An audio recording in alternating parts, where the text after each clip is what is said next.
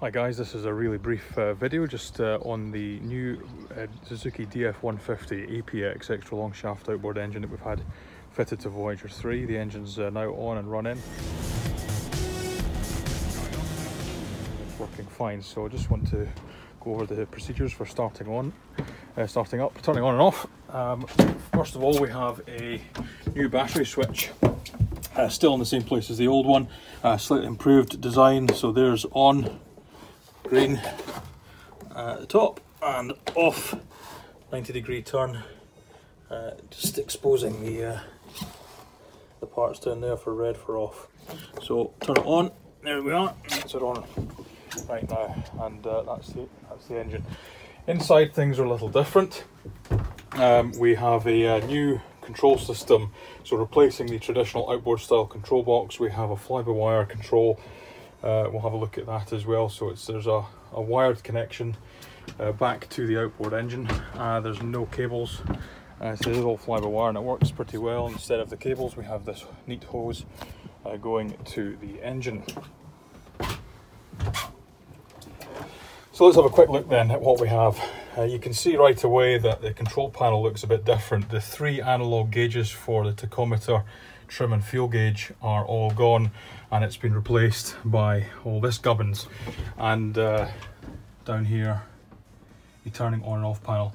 So some of you may already be familiar with this setup, and that's fine, but just for clarity, I want to make sure that we all sort of understand how to use it. And of course, you can come down and take the boat out of an evening. Just let us know if you want to come and try it out as well. Just turn the VHF off there. So let's have a look then. Let's see what we've got. So when you come down to the boat with your students, we should see that we have the instrument covers. This is the Garmin instrument cover, and this is the cover for the new Suzuki multifunctional digital gauge. Just want to note, it's quite a tight fit. We were going to have to make a completely new panel, but we found a way to avoid having to do that, but some compromise has been made, and what that means is that it's quite a tight fit here. So when you're taking the covers off, if you don't mind, if you could take the Garmin one off first and then this one when you start up, and for closing down at the end of the course when you're putting the covers back, please put this one back first and then this one, because the grey actually overlaps on this one. So if you try to put the grey one on first and then the white one, it doesn't go. So the white one needs to go on first.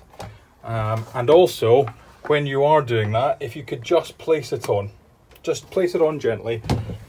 Don't ram it on, and don't let the students do that. And the reason for that is because it's such a quite tight fit.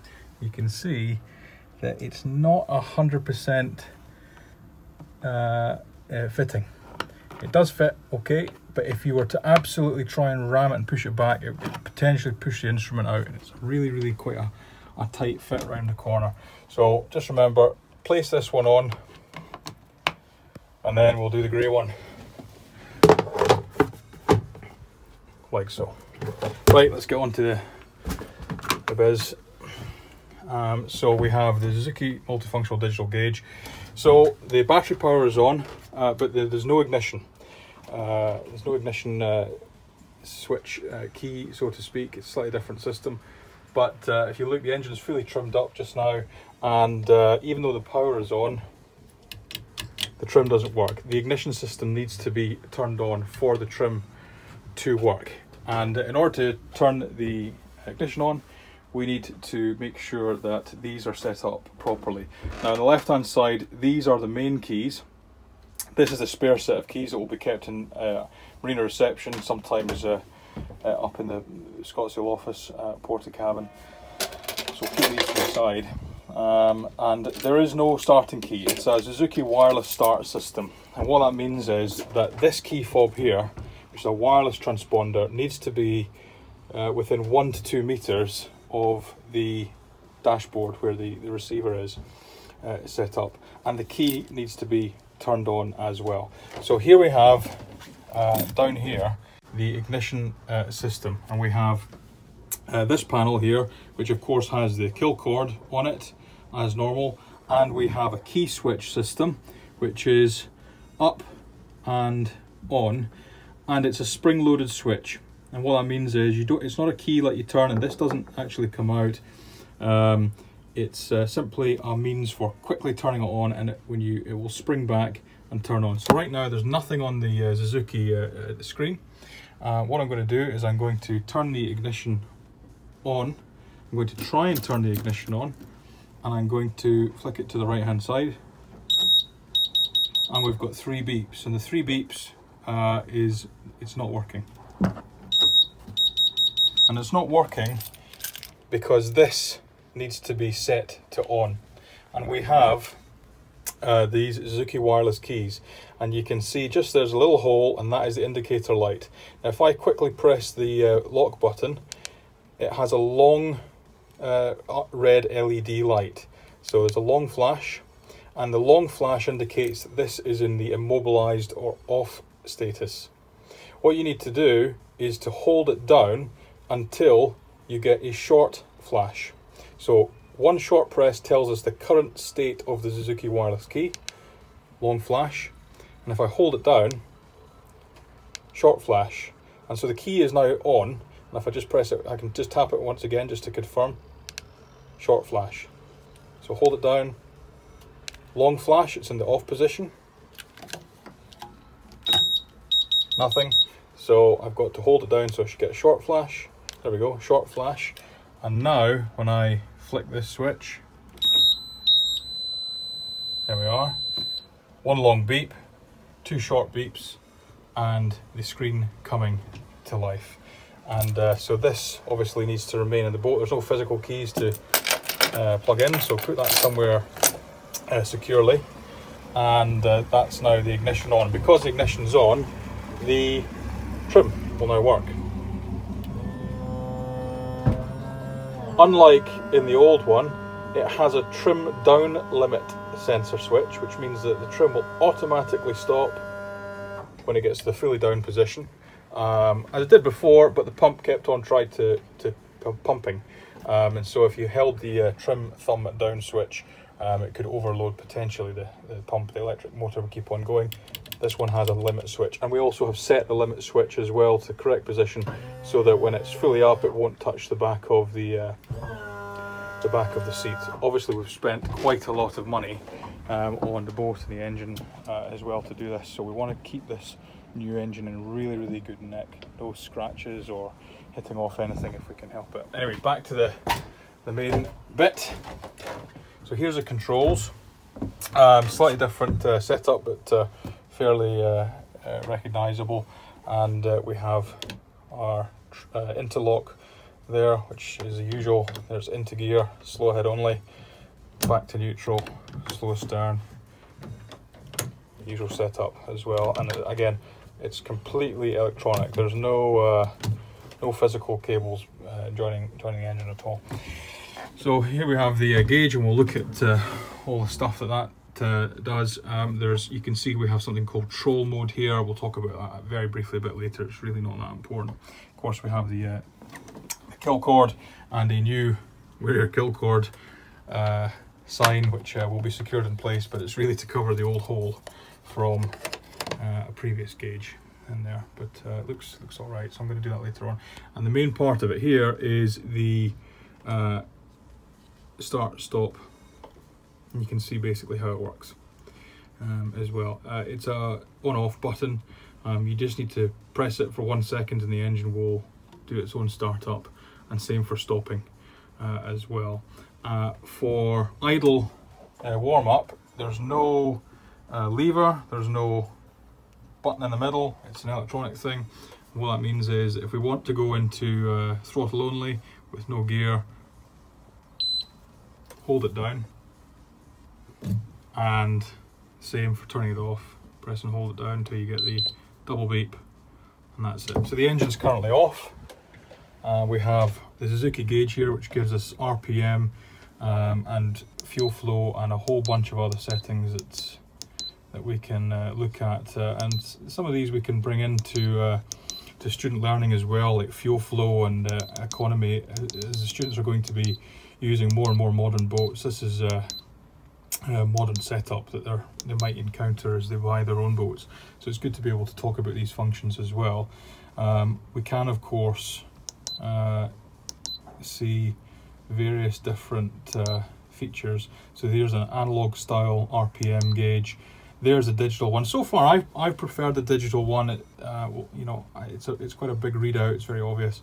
And we've got our trim indicator gauge. So if I trim up, you can see coming up, trim down, and of course FNR, forward, neutral, and reverse as well. And that doesn't work unless the engine's actually running.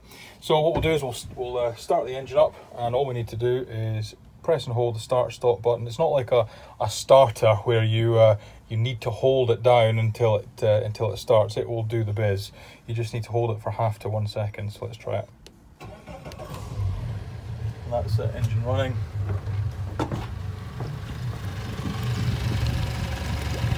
And strong telltale there as well. And we have the gauge has come to life. I'm just going to turn on the Garmin, because now this unit also feeds data to this, and this also feeds data to this, in terms of there's a lat long come up, and if I want, I can scroll through all these, you know, fancy features. You can see it's charging. We've got temperature gauge there as well. Fuel flow, interesting one. So it's live fuel flow, and so if I want to put the engine into idle warm up, I will hold throttle only, and now I can engage, and it's not in gear, of course, because it's throttle only. If I increase power very gently, 700, 800, here we are, I can see there's live fuel flow. So you can see this is RPM, 1300, 1300, 1200 RPM. And from back here, it's really, really obvious for everyone crowding around to see. You can see the manual one as well. And just for information, on this information screen, and you go to engines, it might not be super important, but you can now see all the engine data and gauges digitally. So if I increase the revs, you can see revs going up and down, and we've got trim gauge on here as well. This shows speed and charging and all sorts of other stuff. And you know, this might not be so important to be teaching your students to have to go around the Garmin unit, but it is there nonetheless. So if we have the standard chart, we can see the speed in the top left hand corner, and on the right we've got our RPM, and you'll find out one which works for you. So I'm going to bring it back into neutral, and we're still in throttle only mode. Bringing it back into neutral does not disengage throttle only mode. You need to manually hold down the button until you get the double beep. That's it. And now if I want to go into a head gear, there's forward, neutral, and reverse. And there's forward, neutral, reverse, forward. This control is quite sensitive. The last one was too. I think it's going to be in the students' best interest, and us as well, to make sure that they are holding the throttle and using it like this around the side with their thumb back here, rather than like that at all times. This gives a very, very fine control. And back to neutral as well. So turning it off, easy peasy. That's it. Ignition is still on, however. You must not forget to turn the ignition off, and we do that by flicking this to the right. Again, this is the spring loaded, and that's it, off. On, and we're able to do that. because the wireless key is within range and is on short press mode.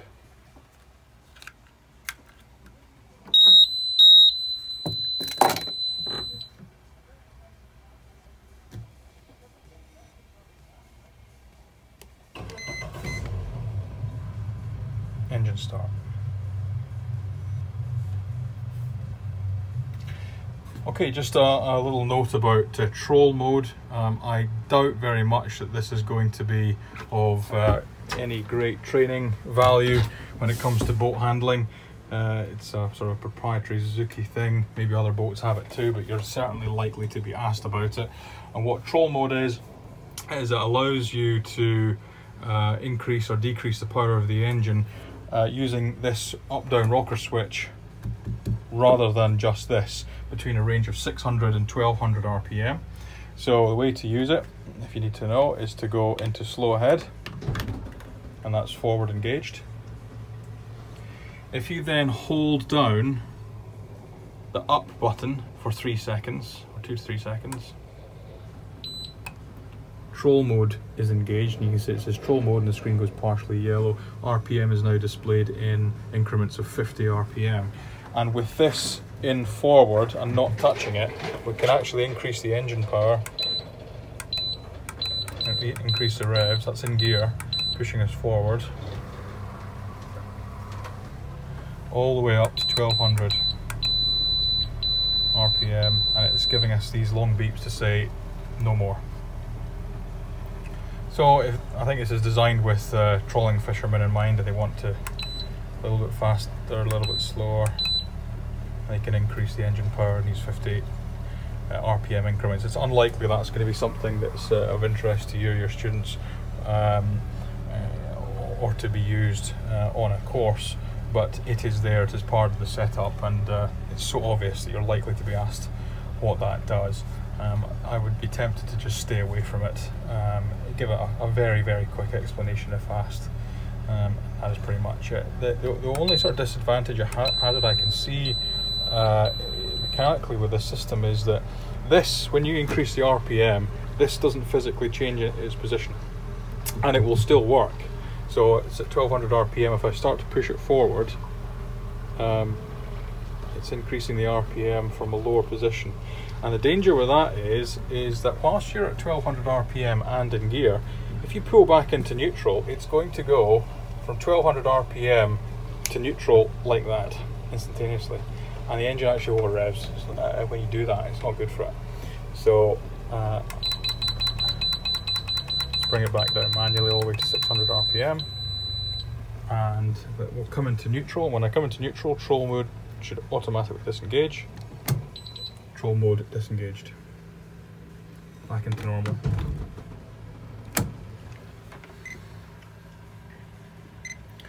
If the Suzuki wireless key is not working or fails, or you're unable to replace the battery in it, well, we're going to put a spare battery available for it on it.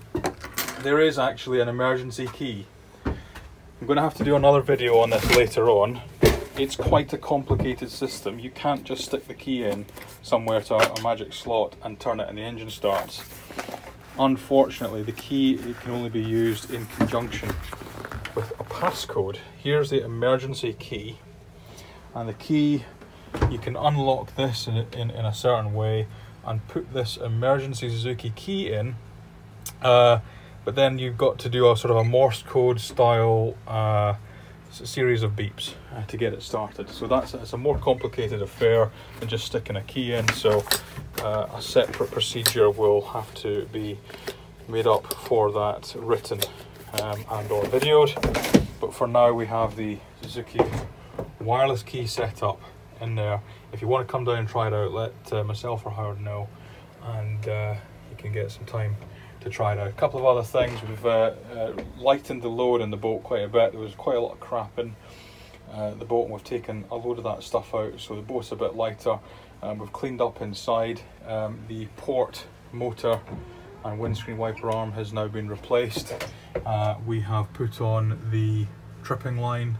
The anchor warp and chain has had all the cable ties removed and marked at every 5 metre with a series of red and blue tape marks. We have lines on both port and starboard sides attached permanently. We have replaced new fenders, both port and starboard side. We've raised the fenders and also come up with a new fender system, which has a top line as well, which means that they are held tighter out of the water and don't kick up. And the way that it's attached is through this loop here and these carabiner clips on bungees at the sides. The leg of the engine has also been Trilux anti-fouled, and the whole boat has been cleaned and anti-fouled as well. If you have any other questions, give me a text or an email, give me a call, and you can rewatch the video of course as well. Thanks guys, cheers.